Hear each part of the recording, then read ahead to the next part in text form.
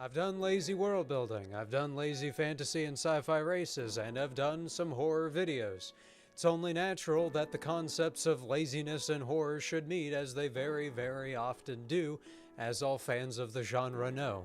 I've been on a bit of a horror binge for the past year-ish, and since I'm probably going to start a second novel project soon-ish, that is horror-based, you may see a bit more of that sort of content on the channel coming soon. Fantasy-oriented stuff isn't going away, I may just be doing a bit more of this. In any case, this video will be a discussion we're going to break down based on how the horror genre handles certain aspects of story elements that are common to horror stories.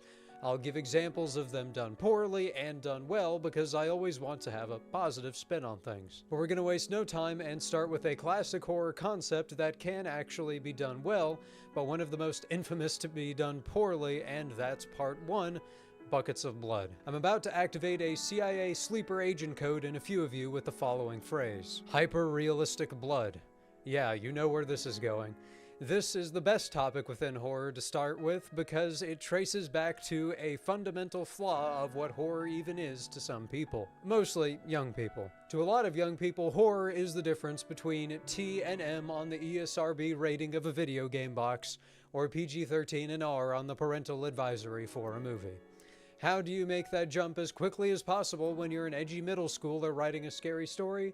That good old phrase, hyper-realistic blood. If you have no idea what I'm talking about, that means you're either well-adjusted or this simply wasn't a feature of your adolescence. So let me catch you up real quick. When my generation was in middle to high school, creepypastas, internet stories of varying quality that were written online were a big thing. A prevalent trope with them was to take some completely innocuous IP, like SpongeBob, you know, the walking, talking sea sponge, and then make it dark and edgy and scary. Thus things like Squidward's Suicide were born, a story about some forbidden copy of an episode of SpongeBob that features characters offing themselves and all sorts of descriptions of blood and gore. It's very, very silly. But it was from that one in particular story that the sentence, "the blood was also done in a hyper-realistic style," was born, and thus the term hyper-realistic blood was coined, which would go on to be parroted completely straight-faced in countless other stories. And it became symbolic of the gratuitous nature of creepypastas substituting, you know, overwhelming violence for substance because, you know, these were written by teenagers who don't know how to write stories yet. I could have made the lazy end of this section be about all the countless slashers in which a paper cut exsanguinates 5 whales worth of blood from an 80-pound high schooler, but honestly, there really couldn't be anything else that would be as amusing to talk about in this section. As silly as that all was, blood can actually obviously be effectively used for dramatic effect. I would argue John Carpenter's The Thing is one of the best examples. I could have said of that, but it's just one of the best examples of many things. It's an excellent movie. It isn't the first time I've talked about it, and it will not be the last. However, our focus right now is that it is a pretty gory movie, especially as The Thing finally takes over each respective dog and or person, and especially in those times we see it as that sort of flesh amalgam of multiple beings at once. It's pure gratuitous gore and shock factor and whatever else you want to call it. But dang if it isn't skillfully done and quite effective. Something about knowing its practical effects too, that those objects really existed, it's not computer generated, makes it even more effective.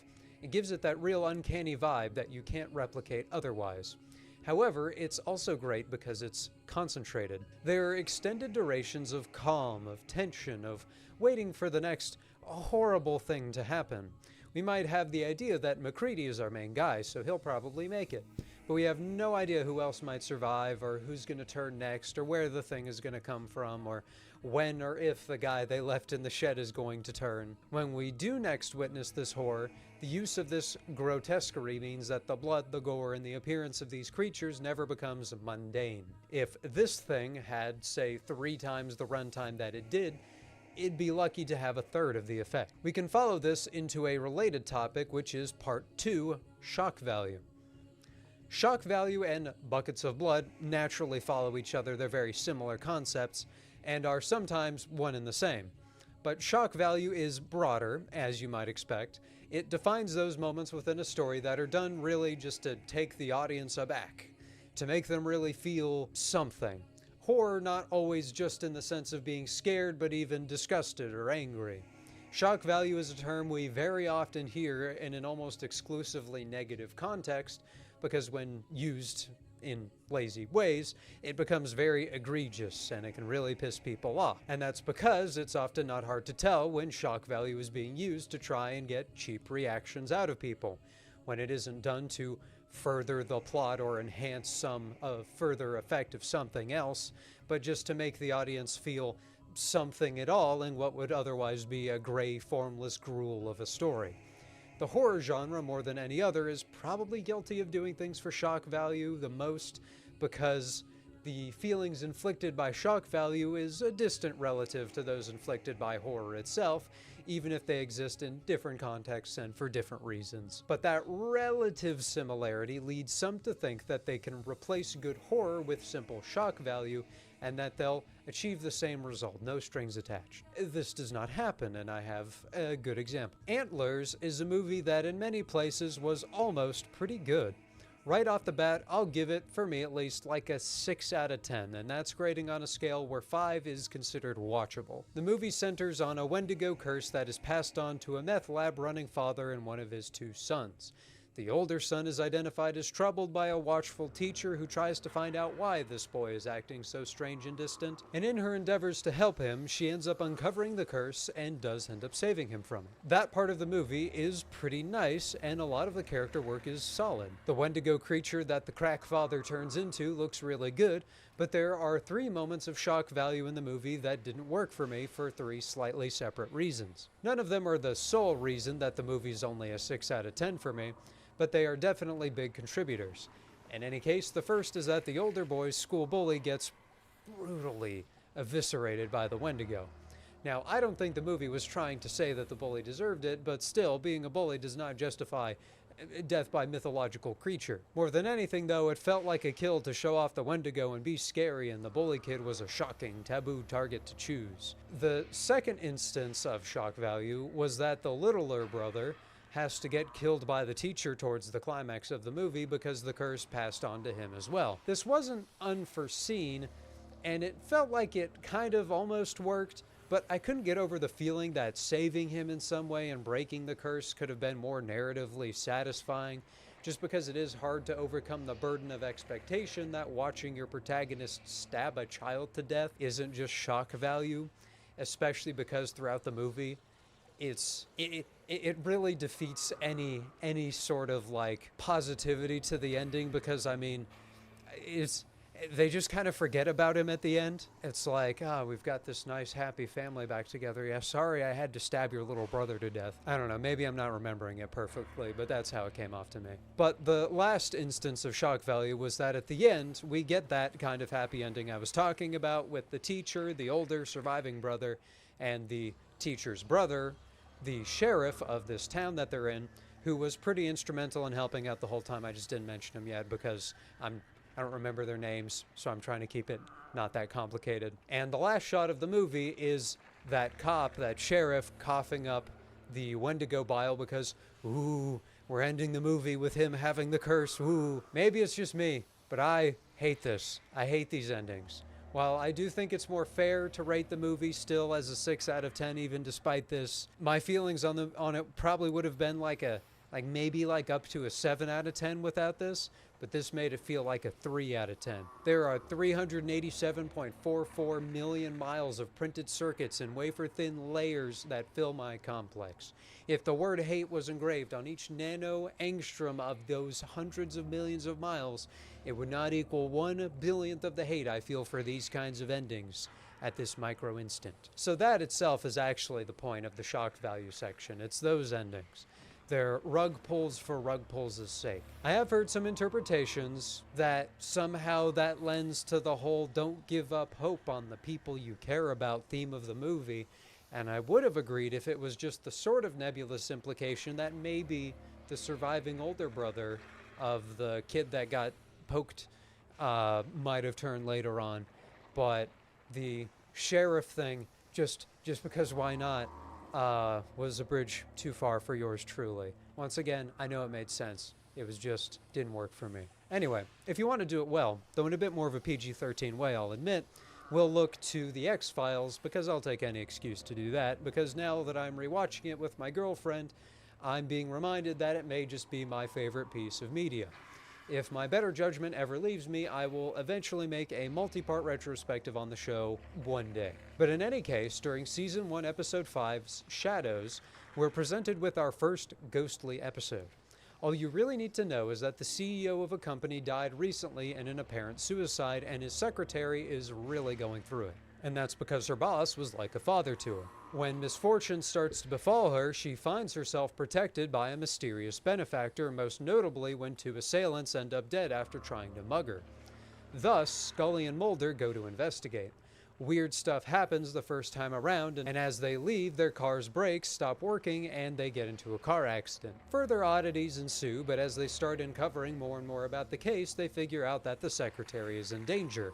There's a moment of shock value just before and one just after. The former is when, in the night, the secretary is woken up by what seems to be an intruder, but it turns out to be the ghost of her boss, showing her how he died, including leading her to the bathtub, which he fills with blood in a really cool effect, especially for 1993, which reveals that he was, in fact, murdered. He didn't do it to himself. This was a pretty purposeful use of something that was weird and kind of spooky, especially because the show has been pretty tame so far, and that is furthered by what we see next. After that, we have this moment where our favorite feds realize the secretary's in danger, but they arrive to see her would-be assailants strangled on the ground, or one of them anyway. One of them is having his neck broken mid-air in a pretty grotesque, if not gory, scene, and a pretty wonderfully cinematic shot to boot. It's great stuff.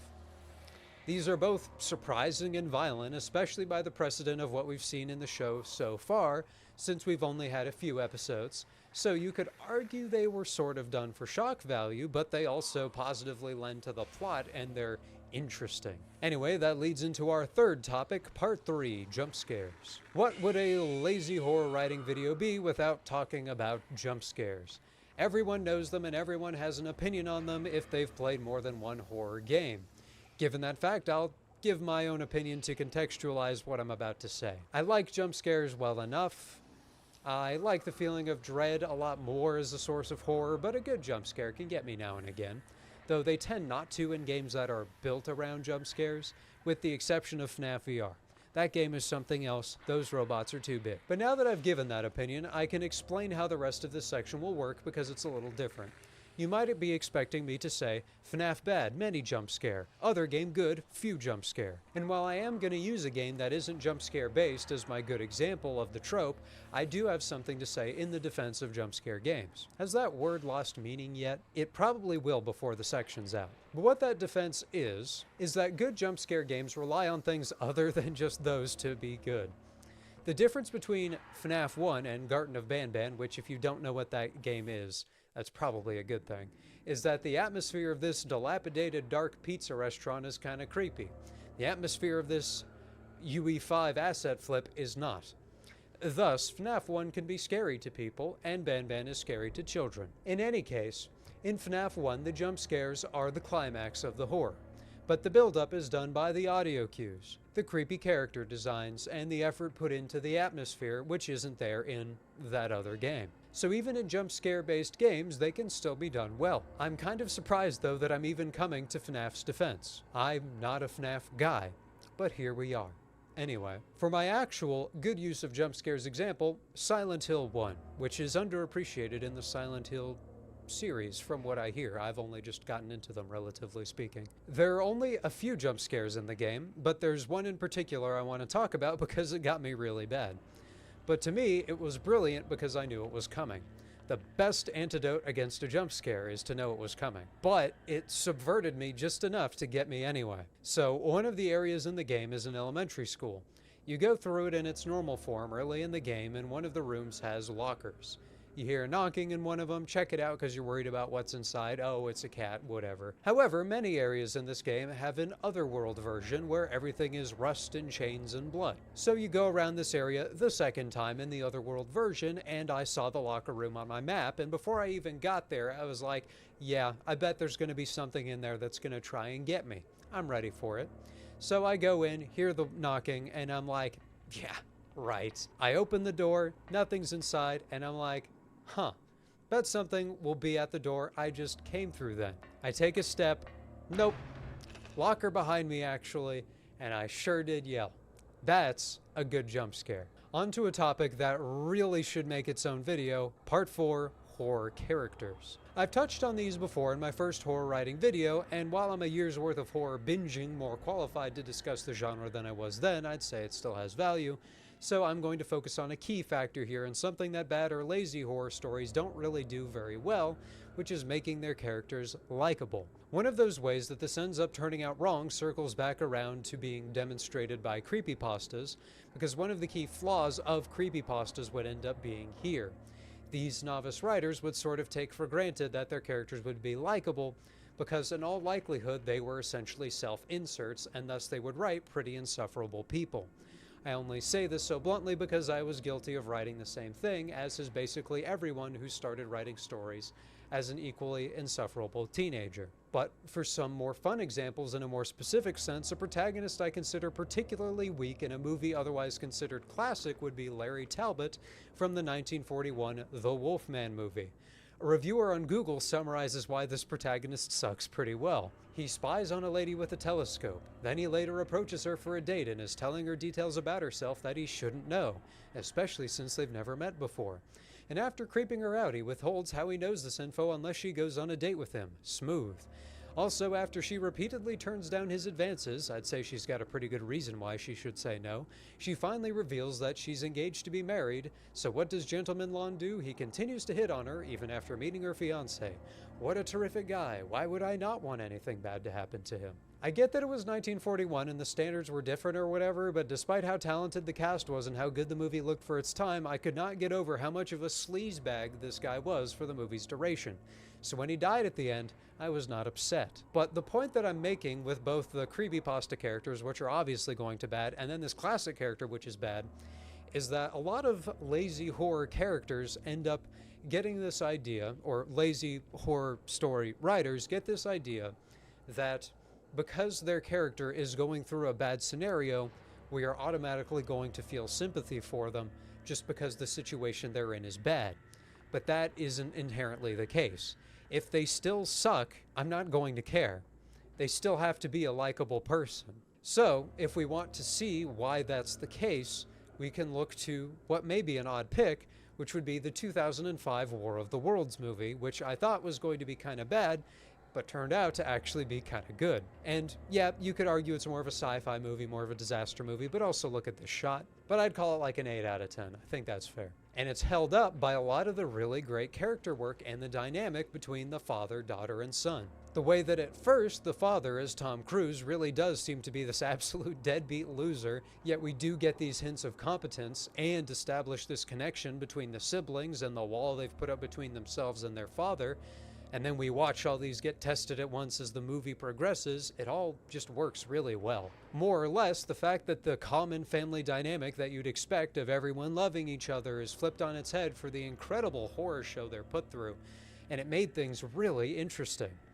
Each of their personalities are put on show. The father's very flawed, but he's good at what he does in these kinds of situations, and he really cares about keeping his kids alive, even for how many ways that he sucks. The daughter defies expectations by not doing the stupid things that kids annoyingly get people killed by doing in horror movies, and the brother is torn between his desire to protect his sister and take the fight to the alien threat. This summary is doing it a disservice. The movie is, now that I'm thinking about it, it really is pretty good. You should watch it. They have these great moments, particularly around the time they're taking their car through a crowd of human survivors that abuse them worse than the aliens had up to that point. and they afterward just sit silently in a restaurant as people kill each other over their car outside. There's plenty more to be said about good horror characters, but I put the focus on likability here because the main job of a horror protagonist is to make you want them to survive. If they don't accomplish that, the story's ability to impart horror upon you is going to be very limited. If Genghis Khan was getting chased around by Bigfoot in a horror movie, I must say, I would have a very difficult time being scared on the Kill Street King's behalf. And honestly, with that, I think we've done a fair overview of lazy horror writing. There's tons more to say, but this'll do for now. I hope you enjoyed the video. If you have any thoughts of your own about this, I read every comment and would love to see them. In addition, every like and subscription goes a very long way. We also have a Discord if you want to hang out with my editor and I, and a Patreon if you're crazy enough to want it, where we post all our videos a week early. On that note, I'd like to thank our patrons, Shadowrunner, Sawney, and Isaac Parrott, our Knights of the Inner Circle, and Greer, our loyal squire. I hope you enjoyed, and remember, if you end your horror story like Antlers did, I will find you, and I will bring a comically large red pen.